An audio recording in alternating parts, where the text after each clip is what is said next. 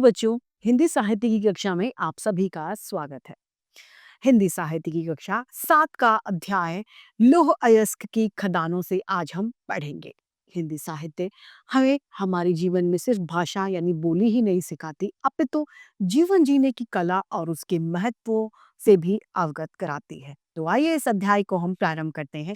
यह है हमारा अध्याय 13, लौह अयस्क की खदानों से। ये एक डायरी का अंश है। पाठ परिचय के माध्यम से हम जानेंगे कि विभिन्न प्रकार की खदानें प्राय मानव बस्तियों से काफी दूर स्थित होती है, यानी काफी दूरी पे बनाई जाती हैं। इसीलिए खदानों में किस प्रकार काम होता है, यह जानने और समझने का मौका बहुत कम लोगों को मिल पाता है। इस पाठ में ईशान नाम के एक लड़के की डायरी के कुछ पन्ने दिए गए हैं। उसमें उसने अपनी लौह अयस्क की खदानों के प्रसिद्ध किरदुल यात्रा का वर्णन किया है। आइए इसे पढ़ते हैं। 25 मई 2000। मैं बुआ नानी के घर सकुशल पहुंच गया हूँ। मेरा जहाज रायपुर हवाई अड्डे पर निर्धारित यानी जो समय था पहले से निश्चित, उस निश्चित समय से आधा घंटे देर से पहुंचा। फूफा नाना और वरुण मामा मुझे लेने आए थे। मैंने मामा की ओर प्रश्नवाचक यानी प्रश्न सूचक दृष्टि से देखा तो वे हंस पड़े और बताया कि किसी काम के सिलसिले में उन्हें भारत आना था, तो कुछ दिन की छुट्टियां लेकर वे थोड़ा समय यहाँ नाना नानी के पास ही रहेंगे। रायपुर से किरंदुल जहां नाना काम करते हैं, हमें कार से जाना था। शहर से बाहर निकलने पर आबादी कम होती है, यानी लोग वहां पर कम होते हैं। और फिर हम जंगलों और पहाड़ियों के बीच बने रास्ते पर आ गए। मुंबई में रहकर हम कल्पना भी नहीं कर सकते कि जंगल कैसा होता है। चारों तरफ बस पेड़ ही पेड़ और उसके बीच सर्वाकार सर्पाकार यानी सांप की तरह आकार वाली घूमती हुई सड़क। हमने कार का शीशा नीचे कर लिया था। एसी की जरूरत नहीं थी। प्रदूषण से दूर ठंडी हवा में सांस लेकर मैं एक नई ऊर्जा का अनुभव कर रहा था। मामा ने बताया कि इन जंगलों में सागवान, महुआ, तेंदुपत्ता आदि के पेड़ पाए जाते हैं। कौन कौन से? सागवान, महुआ, तेंदुपत्ता आदि के पेड़। इमली, आंवला, हरड़ और बहेड़ा जैसी जड़ी बूटियों के पेड़ भी प्रचुर यानी काफी मात्रा में यहाँ पर मौजूद हैं। जंगलों में घूमने पर भालू, चीता, सांप, अजगर जैसे जानवर भी यहाँ पर मिल सकते हैं, जिनसे आपकी मुठभेड़ हो सकती है। यह सुनकर मैं गाड़ी का शीशा चढ़ा ही रहा था कि नाना का ठहाका यानी हंसने की आवाज आई। अपनी हंसी पर वो काबू पाते हुए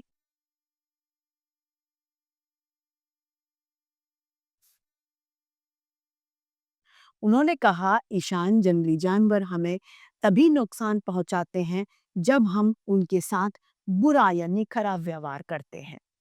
किरदुन में खदान में काम करने वालों की कॉलोनी देखकर मुझे जंगल में मंगल करना कहावत याद आ गई। राष्ट्र के निर्माण में लगे इस परियोजना यानी इस योजना में काम करने वाले सैकड़ों लोग अपने घरों से दूर यहाँ रहते हैं।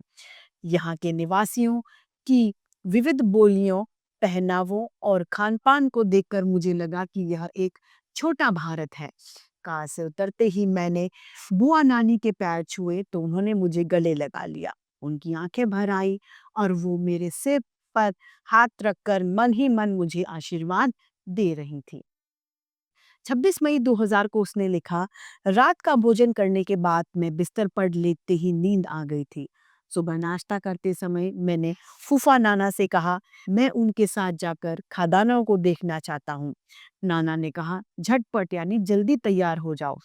आज वरुण भी मेरे साथ खदानों को देखने चल रहा है। नाना के दफ्तर जाते समय मैंने कुछ बच्चों को स्कूल जाते देखा। वरुण मामा ने बताया कि यहाँ केंद्रीय विद्यालय की एक शाखा है।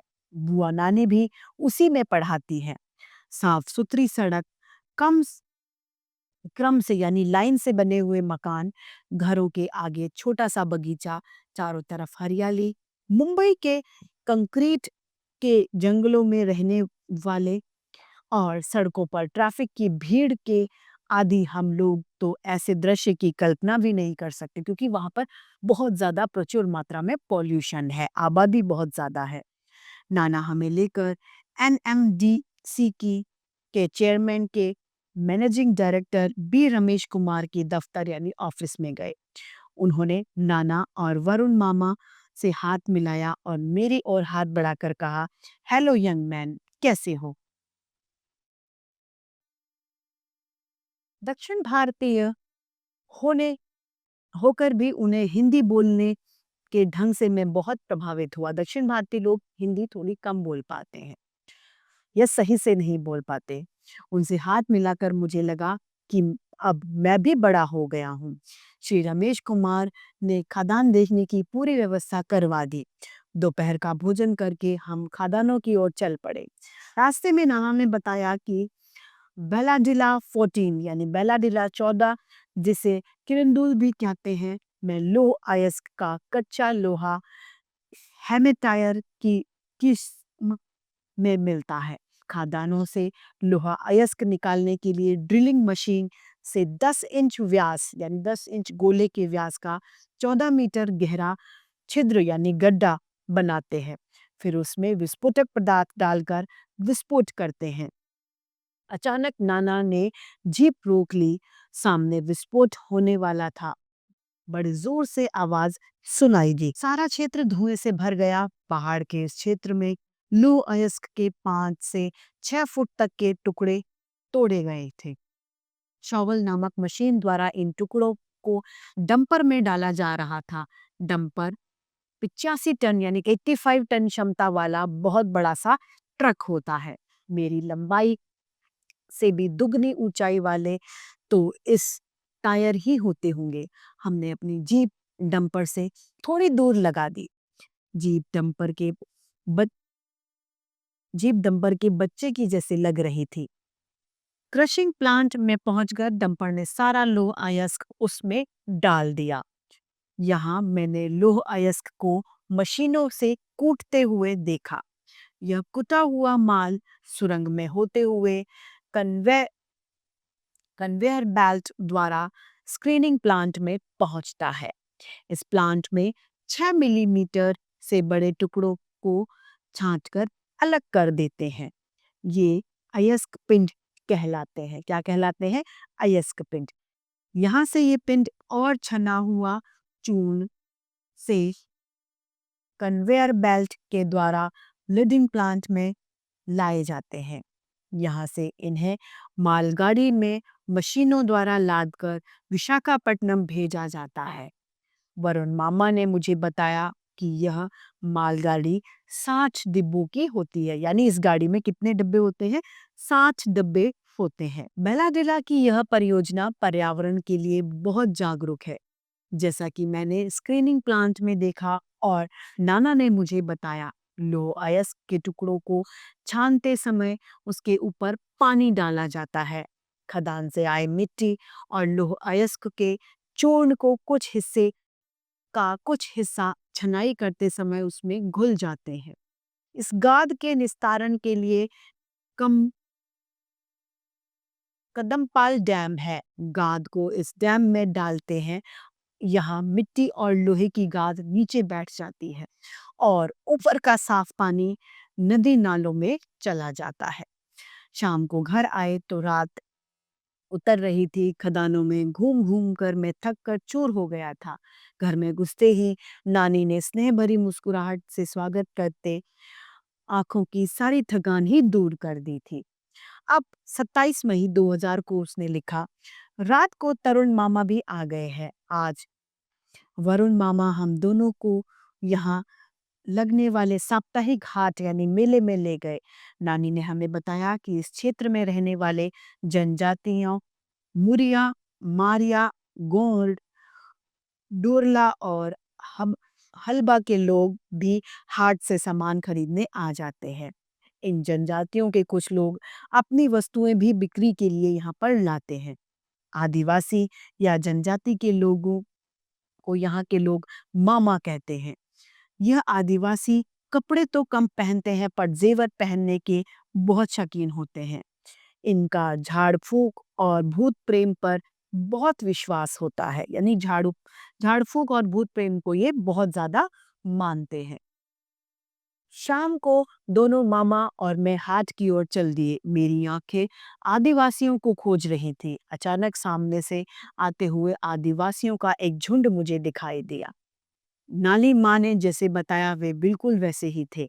सोने, चांदी, पीतल, एल्युमिनियम, लकड़ी और यहाँ तक कि शीशे से बने हुए जेवरों से लदे फदे शरीर पर टैटू गुदवाए हुए मामा माम मामियों का समूह मेरे लिए कौतूहल का विषय था, यानी जिज्ञासा उत्साह का विषय था।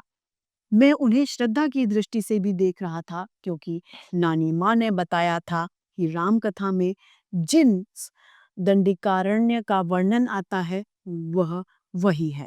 इस दृष्टि से इन आदिवासियों के सौभाग्यशाली पूर्वजों को राम, सीता और लक्ष्मण के साथ समय बिताने का मौका जरूर मिला होगा।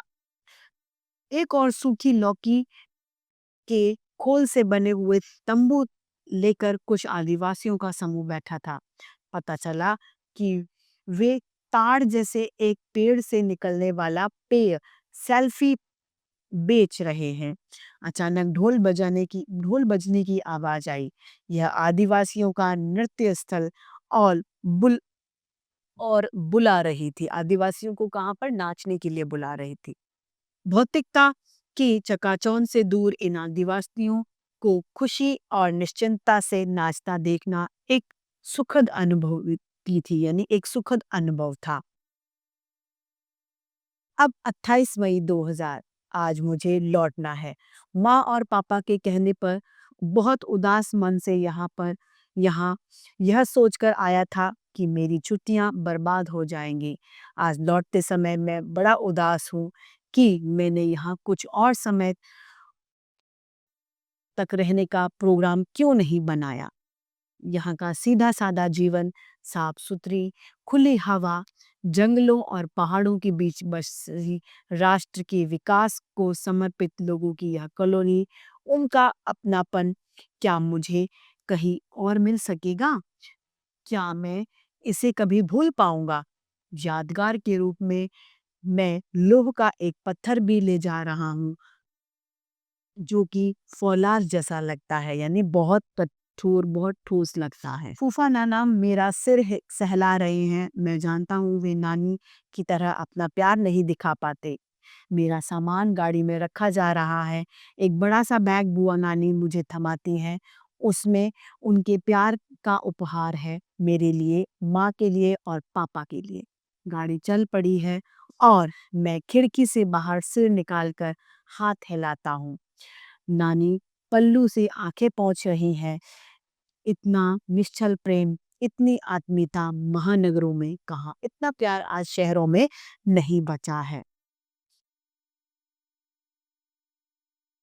तो इसी के साथ हमारी हिंदी साहित्य की कक्षा यही समाप्त होती है।